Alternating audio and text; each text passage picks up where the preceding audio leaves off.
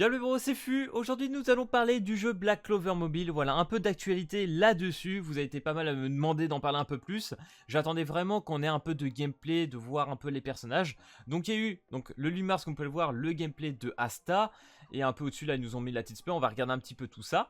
Et hier nous avons eu enfin un nouveau gameplay d'un nouveau perso qui est Yuno. Je pensais aujourd'hui avoir la spé de Yuno. Malheureusement on ne l'a pas eu. C'est pas très grave. On en parlera une autre fois. On va déjà faire avec ce qu'on a. En plus du premier trailer, on va y revenir un peu dessus. Et la question que l'on se pose avec tout ce qu'on a aujourd'hui, c'est est-ce que le jeu, comme je l'ai montré dans la partie communautaire d'ailleurs, j'ai fait un petit sondage, est-ce que le jeu sera un tour par tour ou un action RPG? C'est vrai qu'on se le pose un peu cette question au vu de, par exemple, des compétences de Asta qu'on va regarder, et après sur Yuno qui sont un peu controversées, hein, ça fait un peu bizarre.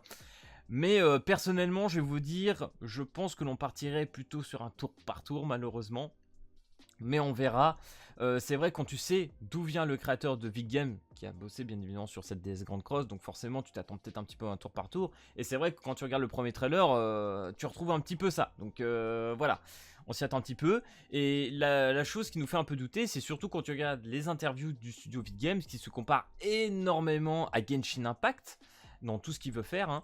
Donc c'est pour ça que tu dis d'un côté, ça serait bizarre de ne pas le voir dans un action RPG, surtout c'est un peu ce qui attire le plus aujourd'hui. Parce qu'on a beaucoup de tours par tour, ce que je comprends aussi. Et les gens ont envie un peu de sortir tout ça. Donc du coup les gars, on va regarder le trailer du bro Asta. Donc c'est parti. Donc là, vous allez voir l'enchaînement de compétences. Et quand tu vois ça, en vrai, est-ce que tu te dis pas, c'est du action RPG, vraiment.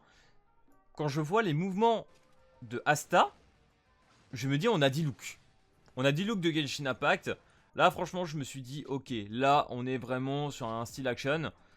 Le problème c'est que en vrai les gars, imaginez c'est un tour par tour. Les compétences pour un tour par tour, si c'est vraiment ça les compétences, c'est pas non plus insane. Je sais pas si on pense la même chose, mais pour un tour par tour je trouvais ça pas ouf. Par contre là si je reviens donc sur la vidéo du BrunoCapt qui nous présente bien dans le TD Look, regardez-moi les enchaînements. Voilà, c'est très similaire, ça me fait trop penser au gameplay de ce qu'on vient de voir d'Asta. Et à partir de là, on s'est dit, même avec Aku, c'est bon. Là, on part sûrement sur un action, quoi. En revanche, en plus de ça, ouais, il y a ça aussi. Donc là, on nous remonte l'aspect. D'ailleurs, pour ceux qui se souviennent et qui jouent un peu à Genshin, l'ambiance autour, le décor, ça fait un peu ça. Sur la présentation des persos, je trouve. Donc là, on va voir l'aspect. Pour ceux qui se rappelleraient pas de l'aspect... Voilà, on va se faire plaisir, parce que c'est vrai que niveau animation, on est quand même plutôt bien god-tier. C'est vrai qu'ils ont mis le paquet sur les graphiques et tout, il n'y a rien à dire de ce côté-là. Les spés sont très belles, et en plus de ça, elles sont assez longues. Parce que c'est vrai qu'en général, dans un action, c'est assez court, hein. C'est une petite action, une petite animation très rapide, et on enchaîne direct. Alors que là, on a vraiment une très belle spé, hein, quand même. Et je pense que là, je suis même pas sûr qu'on l'ait vraiment entière. Donc du coup, les gars, on va passer au Yuno. Et c'est là que ça chute un peu. Donc voilà, le bro petit Yuno qui arrive à une présentation un petit peu dans le même endroit. Donc là, on tape une vieille single, une vieille attaque, hein. Ça m'a choqué. Voilà, là les compétences avec, vous voyez, la zone de dégâts. Même la tornade là, je sais pas. La portée, elle est pas insane. Bon, après ça, c'est peut-être pas non plus quelque chose auquel on peut vraiment se référer. Par contre... l'auto-attaque, what the fuck en fait. Ça, une auto-attaque dans un jeu tour par tour, je trouve ça un peu bof. Après c'est vrai que si on prend Danmachi, il y a quelques jeux où éventuellement, quand t'as plus de mana ou plus voilà, de compétences que tu peux claquer, en général tu peux claquer une auto-attaque. Pareil dans Shaman King par exemple qui est sorti il y a quelques mois, tu peux claquer une attaque classique quand t'as plus de Furyuku. Donc du coup, d'un côté ça me choque pas trop. Et c'est vrai qu'on a aussi dit, si on compte l'aspect, plus l'attaque là actuellement du début, on a 4 compétences. 4 compétences en 3D, c'est pas trop connu.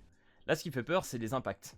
Là franchement je vous avoue les gars, ce genre d'animation, ça fait 7 DS. Ça fait trop 7 DS. Pareil là on peut imaginer qu'il y a peut-être 3 ennemis en face, voilà ça fait une petite zone. Moi je me suis dit peut-être que la tornade bougerait sur les côtés ou pas, je sais pas trop. Le Yuno m'a un petit peu sidéré pour l'idée qu'on puisse partir sur un action RPG en fait. Voilà, pour moi c'est un gameplay équivalent de ce que tu peux trouver dans un tour par tour. voilà, vous me direz ce que vous en pensez, mais pour moi ça partirait là-dessus. Et je voudrais revenir une dernière fois sur le trailer de Black Clover. Parce qu'en fait pour moi, ce qu'il faudrait qu'on aurait, entre guillemets, un action RPG, c'est que quand tu vois ton personnage se balader, que ce soit dans n'importe quelle action, par exemple dans Genshin Impact, on va regarder, on devrait avoir des compétences ici, non? Enfin je sais pas, mais normalement...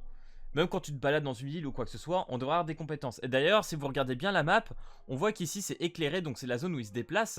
D'ailleurs, si je laisse un peu, voilà. Ici, on voit qu'il y a la petite zone de l'église.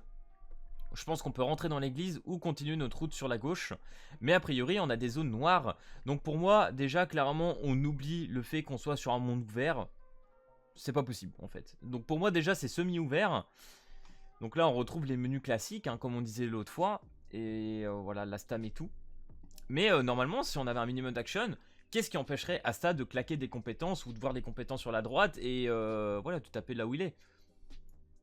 Tu devrais au moins pouvoir faire ça. Dans la ville, à la limite, bon, je comprendrais que tu puisses pas taper, mais voilà, il y a le système de guide. On retrouve vraiment tout l'aspect de balade que tu peux faire dans cette DS en fait. Pour ceux qui ont joué à cette DS, là c'est du pur cette DS. Et franchement pour moi, voilà, comme je vous dis, le fait de ne pas avoir les compétences sur les côtés me choque un peu. Et pareil dans un open world, tu peux pas vraiment rentrer, enfin si tu peux rentrer dans des bâtiments. Mais voilà, il y a pas mal de petites choses qui font que je suis assez perplexe là-dessus. Donc voilà les gars, on va pas revoir le trailer, on l'a déjà vu pas mal de fois, c'est tout beau, les spaces sont magnifiques et tout.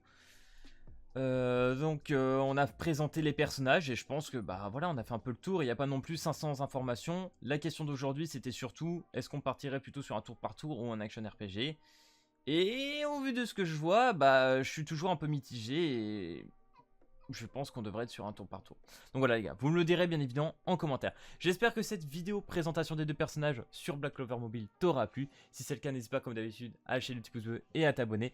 Et puis moi je te dis à plus à la prochaine vidéo. Allez, peace tout le monde!